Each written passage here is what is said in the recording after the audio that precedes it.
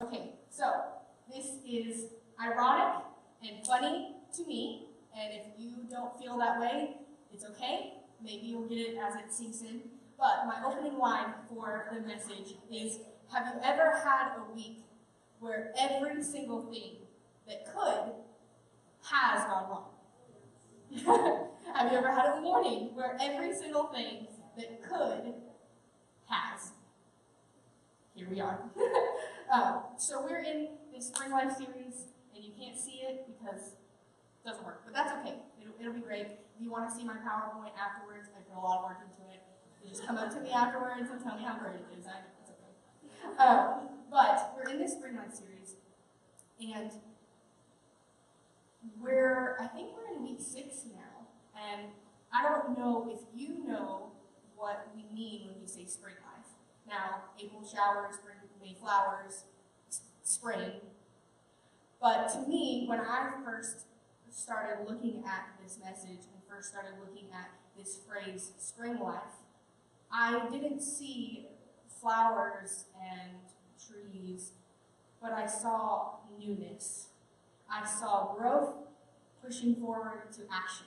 If you've ever clicked a ballpoint pen, you can hear the spring, and you've got the pen out, you can write with it, but eventually it becomes uncomfortable, right? And so you have to release that spring so that the pen can work on its own.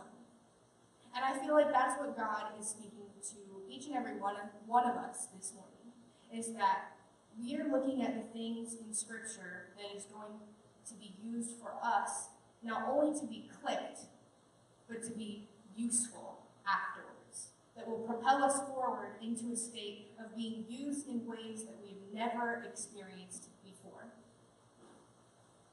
Now, some of you know this, some of you don't, but I've had a really interesting last couple of weeks.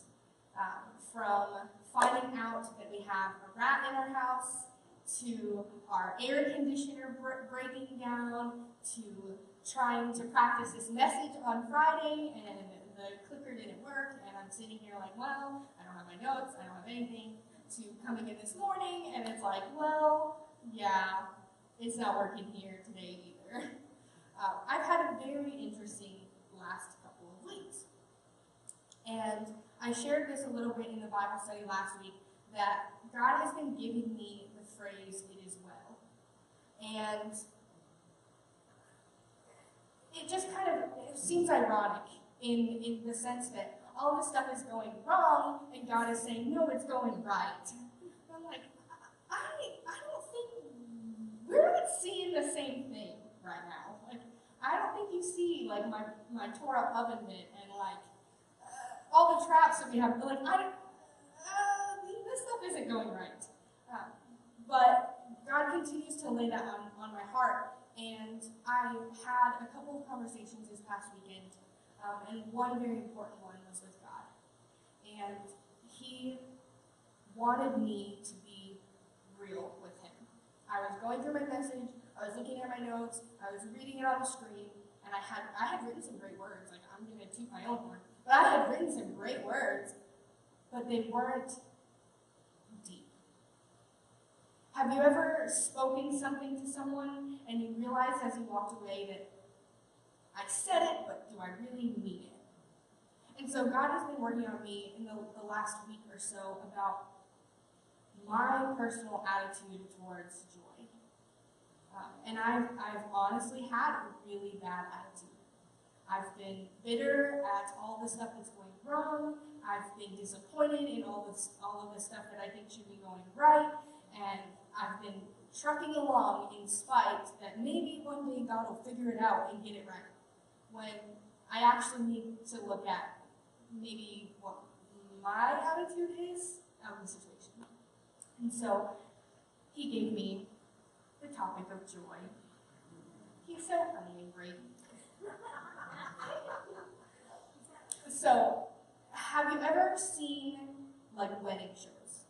Like Say Yes to the Dress, or 90 Day Fiancé, or Married at First Sight, or I could name them all because I've probably watched every single one of them at least once. And I'm going to share with you that I love to watch these shows, and not for the reason that you think. I watched them getting ready for my wedding, and I've watched them since then, not as often because we don't have cable, we just have internet, so I don't get to see it as often, but I still like to watch them. And my favorite part about the show is when the bride or the groom or the parents or the planner have a meltdown. It's just, there's just something about watching a train wreck happen that you just can't turn away. You're like, this is fascinating, until you realize that you're the one in the train wreck. And so I find myself watching like these brides blow up and these mothers, no, you can't do that, and we can't have this, we can't have that. And I'm just like, that's so funny, because they're like freaking out because there's like one flower out of place. Like, what?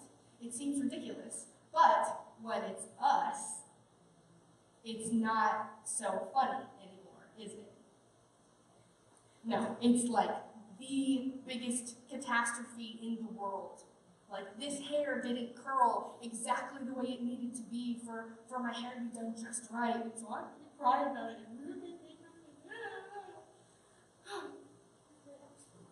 And we over-dramatize everything if it's affecting us negatively. And I know that's a little bit cruel, and I'm sorry to tell you this, but I'm human, and I just think it's so funny. And I know that every single one of you has a show that you watch because those people just melt down hysterically. I know it. You don't have to say what it is, but I know you have one. It might not be the same thing, but I know. And so we're going to be in John chapter 2, and we're going to be right in the middle of this meltdown. It hasn't happened yet, luckily, but we can read that it's going to happen. So, if you would, join with me. I had it up on the screen. I had notes to tell you that it was up on the screen, and I'm going to ignore those notes because it's not up on the screen. And so, we're going to be in John chapter 2. Starting at verse 1. On the third day, a wedding took place at Cana in Galilee. Jesus' mother was there, and Jesus and his disciples had also been invited to the wedding. When the wine was gone, Jesus' mother said to him, "They have no more wine." "Woman, why do you involve me?" Jesus replied, "My hour has not yet come." His mother said to the servants, "Do whatever he tells you." Nearby stood 6 stone jars of water, the kind used by the Jews for ceremonial washing, each holding from 20 to 30 gallons. Jesus said to the servants, "Fill the jars with water." So they filled them to the brim. Then he told them, "Now draw some out and take it to the master of the banquet." They did so, and the master of the banquet tasted the water that had been turned into wine. He did not realize where it had come from, though the servants who had drawn the water knew. Then he called the bridegroom aside and said, "Everyone brings out the choice wine first, and then the cheaper wine after the guests have had too much to drink. But you have saved the best until now." What Jesus did here in Cana of Galilee was the first of the signs through which he revealed his glory, and his disciples believed in him. So, you're at your wedding, you're married, you're having a great time, everyone's partying, you've got the cake, you've got the music, you've got the lights, you've got the food, and then all of a sudden, well, where'd the drinks go? How am I supposed to eat my steak with no water, or with no tea, or with no wine? And then everybody starts to simultaneously panic. You can see it. You see it wash across the room like, do you know what to do? I don't know what to do. What are we going to do? And that's about the time when everyone goes home from the wedding. They're like, okay, well, this party's kind of done, so we leave. But in this case, no one had noticed yet, except for Mary and probably the servants, that the wine was running out. They were not going to have any more. Now, I don't know how many people they invited to their wedding if they didn't have enough wine. They should have planned for that. But they noticed that there was no more wine to be served. And so Mary, Jesus' mother, was like, well, Jesus, you're God's son, so what are you going to do about it? Not ever seeing him really perform a miracle before, except maybe like sitting in the synagogue teaching all the teachers when he was 12. She had no basis to put any faith that he could actually do something. Maybe she thought, well, he'll just run out to the vineyard and get some, and his disciples will just start stomping some grapes down. I don't know. I don't know what she thought he was going to do, but she's like, you gotta do something, man. I don't know. And so she told the servants, listen, he's going to tell you to do something. Again, a great leap of faith, because he had responded, leave me alone. It's not my time. I don't know what you are expecting from me. And so she tells the servants, hey, he's going to tell you to do something, and you're going to listen to him. Which, if I were a servant, and she was not who I was actually serving, I would be like, who are you, lady? Like, no, thank you. And so they, first of all, they listened to her when they had no obligation to. And second of all, Jesus began to speak to them. And he said, those jars, there are 6 of them, fill them up with water. And so they did. Again, no obligation whatsoever to listen to Jesus. You know, he hadn't revealed himself. He even said so. And so they go out and they do exactly what he said. They fill up these stone jars of water. And as if you were here in the first service, Pastor Dennis pointed out that these would have been dirty.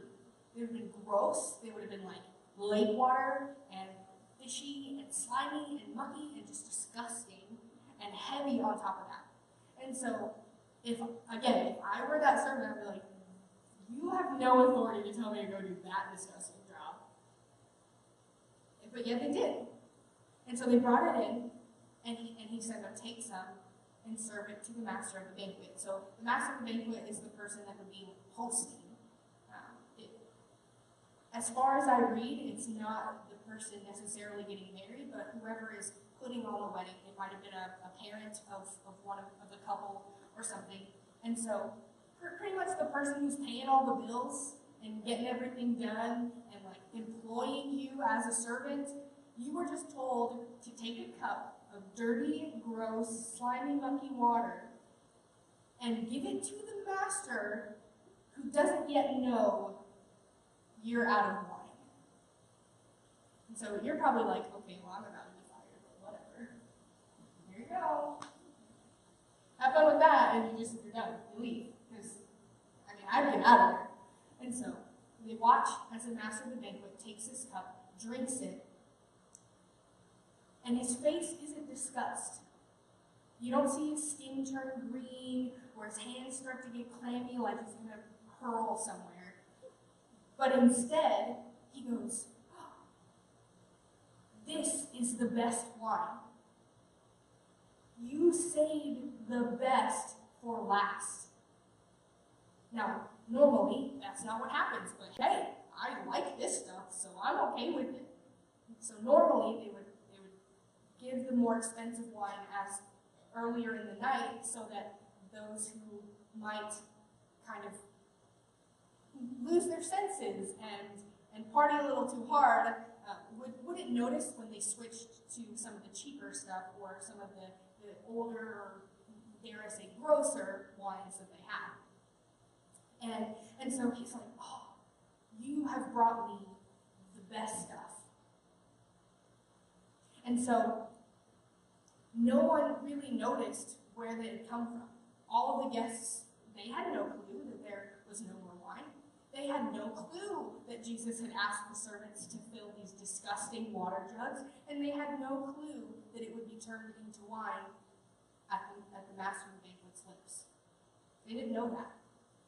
All they knew is they were still getting wine, but the servants noticed. They watched as they carried in roughly between 120 and 180, probably closer to 180 since they were full, 180 gallons of water. And they served it to the master, and they watched right before their eyes as it was transformed from this dirty water that they had been digging through to something that would continue in celebration. Now, in heathen culture, wine is a symbol of joy and celebration, as well as God's blessing upon people. And so for them, not having wine would have meant, well, God doesn't bless this. You ran out of wine, so does God really approve of what's going on here? And so Jesus, kind of as like God's representative, he's like, well, I guess I gotta have compassion on these people. No, he wasn't begrudging. He decided that because he saw this need of this couple that had so much joy, he didn't want them to lose even an ounce of that because of running out of something to drink. And so he had compassion on them, and he poured out so much more than they had expected. Like I said, they planned for how much they had. They had what they had, and they hadn't planned enough. And so they, unbeknown to them, were about to run out of something that was supposed to be a blessing upon them. And Jesus had compassion on them, and he poured out more wine than they probably used. We don't even finish a full gallon of milk before it gets old sometimes. I think there's 2 in our fridge right now that are both expired and they're now empty. And so, I'll say this again, how many people were at that wedding that they were going to need 180 gallons of this wine? And 2, they probably didn't need that much. And yet, Jesus, giving freely, giving abundantly, giving magnificently, poured out upon them much more, in much great quantity, in much great quality than they could have even imagined. God gives overwhelmingly so. Jesus didn't hold back. He didn't say take one of those or 2. He probably could have. Well, just take 2 of those jars and fill them up and it'll be fine. It'll cover the rest of the night. No, he said take every single one of them, go out and get the water. And then fill them up. Don't fill them halfway. He didn't ration out the portion of blessing that he was giving this couple. He gave them more than they needed, more than they knew that they needed, and more than they desired. But he also gave them more quality-wise than they had ever had. Even the best stuff that they had been given at the beginning of the night could not compare to what Jesus did with his miracle of turning the water to wine.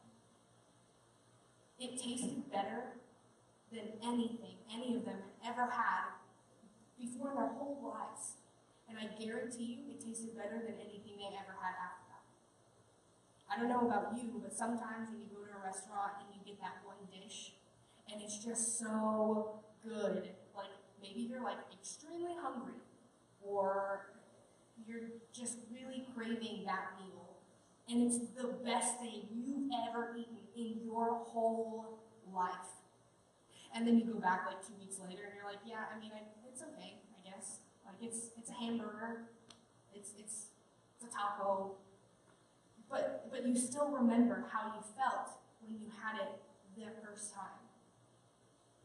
And your whole world changed, and you continue to seek this great ideal of this wonderful thing, but you can't ever really find it. And so that's what I believe the people at this wedding experienced. God gave out something that cannot be recreated on this earth. I can't recreate it. You can't recreate it. It's not something that I'm capable of doing. It's something that only Jesus, only God is capable of pouring out on us. And we can taste it when we truly have trust in him.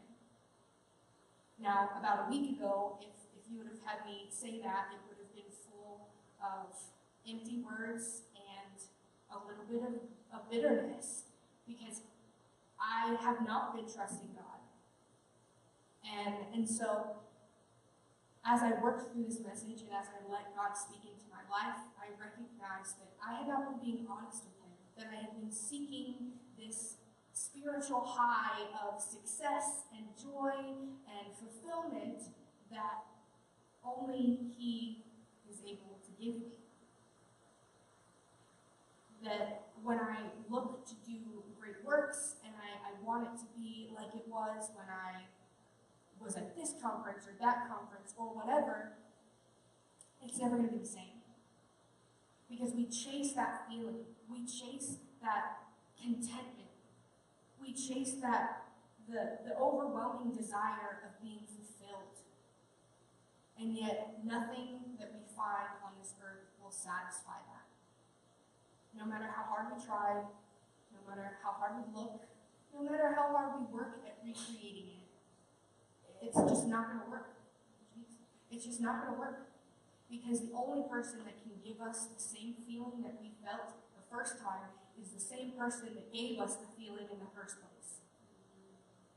It's the same person that gave us the blessing to begin with. And I speak for myself, but I don't understand sometimes why my brain decides that I can do it on my own. When I have seen God work and move and do miraculous things, and yet sometimes I just get caught up in like, okay, well, I need to get this done, and then that happened, and then, we'll have these things, and then the youth group will be this big, and these many people are going to come to Christ, and we're going to have baptisms, and then it's not working. I'm like, that doesn't make any sense, because I did this, and I did that, and I did this, and I did that, and I forgot to talk to God about that before I started. Yeah, I forgot to dig into my word before I started planning out of bed, or I forgot to ask God, what He would have me do instead of just doing. And so our joy gets diminished smaller and smaller and smaller every time we try to recreate something that's irreparable. Another scripture that I was working on, I read this, and it's in James. I was reading this Tuesday night as I was working on this message, and I read the scripture that goes along with the message, and I was like, well, I can't really get into writing. For some reason, I was just having writer's block, and I was just like, I can't write any words to save my life. And so I was like, well, I'm already here in scripture, might as well read it. And so I started at verse 2, and if you've been in the same place that I have been in, then you will find this funny, and it's okay to laugh. I think God is really funny. I think He has a sense of humor, and He gives us things just when we need them. And so I'm going to read this to you, and if you catch how it would make me laugh, go ahead and chuckle. Verse 2, consider it pure joy, my brothers and sisters, whenever you face trials of many kinds, because you know that the testing of your faith produces perseverance. Let perseverance finish its work so that you may be mature and complete, not lacking anything. If any of you lacks wisdom, you should ask God, who gives generously to all without finding fault, and it will be given to you. But when you ask, you must believe and not doubt. Because the one who doubts is like a wave of the sea, blown and tossed by the wind. That person should not expect to receive anything from the Lord. Such a person is double-minded and unstable in all they do. Now, I don't know if you caught it, but God was reminding me that as soon as I let doubt creep into my understanding of who He is, I'm saying I don't trust Him. My life is going to be wrapped with seas and wind and storms, and I'm going to be tossed here and there and everywhere because I don't have an anchor. I can say all that I want, that I trust God, that I know that He's going to do something, that I believe that He is all-powerful, that He is able, that He is faithful, but if I don't actually have that faith, it doesn't matter. They say that 80% of North America, I think, claim to be Christian. I know that this community is what's in this room is not 80% of what's in our community. And so I feel like we have a lot of this problem of saying one thing and not necessarily believing it to be true. And that's why I look up to Mary's faith in this story. She had not seen a miracle. She had seen a disobedient son teaching a bunch of old people. No offense, I would have been classified as old in that time, don't worry about it. This 12-year-old boy who has no real grasp, he does, but no real understanding of the Bible, had not been, he'd not been through the same amount of school years that the scholars, teachers, whatever you want to call them, have been. And yet she still knew that if she said, hey, Jesus, you can do something about this, right? That he could. And he did. She had a faith that without seeing was unwavering. And it's incredible. Those are the kind of stories that we need to be filling our mind and our soul with. Because, I don't know about you, but my faith isn't that big.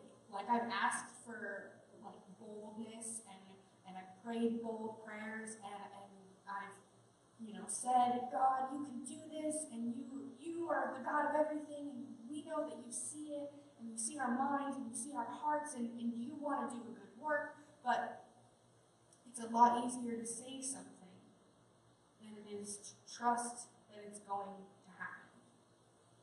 And so Mary, without missing a beat, she was like, listen, Jesus, you can do it. And I know you can do it, and I think you should do something. And then she had faith yet again to say to the servants, listen to this guy. Like, he has something that he wants to do that is going to bless this party, and if you don't listen to him, you are missing out. And then the servants had faith. And then the disciples saw and believed, and they had faith. And Jesus revealed to all of those people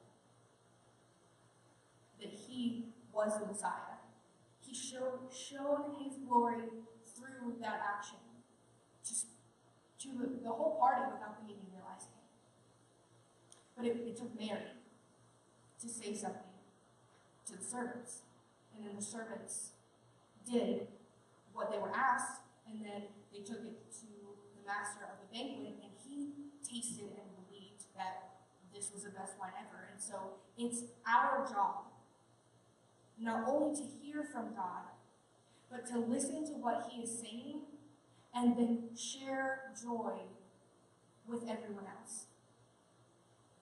We don't get an excuse or a pass when we receive the joy, like, oh, I'm so joyful now, like, thank you, Lord, I'm just going to live my life and just be happy all the time now, thank you.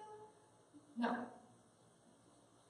Because if I didn't have some people speaking into my life the last couple of weeks, and I'm not talking like one person was saying the same thing, I'm talking like 6 different people were saying, they were all saying the same thing about how I needed to talk to God, I needed to let go of the doubt, I needed to listen to what he was trying to say. I was, these things aren't coincidences, you need to trust, you need to be obedient. And I'm like, I know, but I wasn't listening. And so we can't stop sharing what God is giving us. We have to take it upon ourselves to share the joy that God has placed in our lives. We have to take it upon ourselves to be the ones to show how God has changed us. And that's a big task. And I'm not just talking about the pastors. I'm not just talking about Pastor Dennis. I'm not just talking about Pastor Jennifer or Pastor Becca or Pastor Mike or Pastor Sandy or myself. I'm not saying it's our job. I'm saying it's our job. If we have that joy, what right do you have to hold it back from somebody who might need it? We say we're doing good, but I feel like the biggest evil in the world is when we as Christians sit on the Bible and not share it.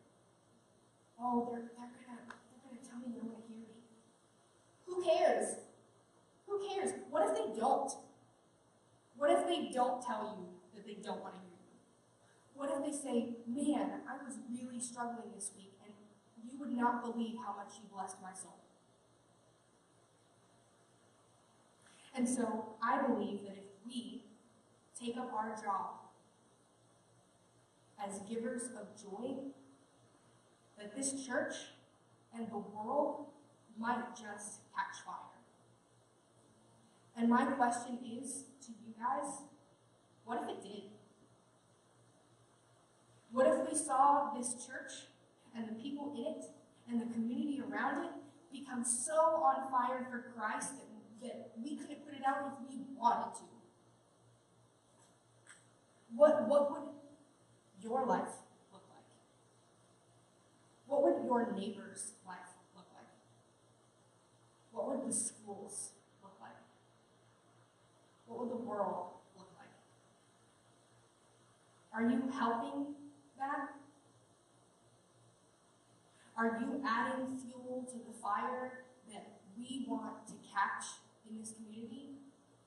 Because if you're not, and if you have your own opinions about the way the church should be run, or the way that the music should sound, or the way that someone should be sharing differently, if you have your own opinions and you're not allowing the people who are hearing from God to do what they are being called to do, then I have to tell you, and I'm not meaning this offensively, but if you're not allowing the people who are being called by God to share, then you know what you're doing?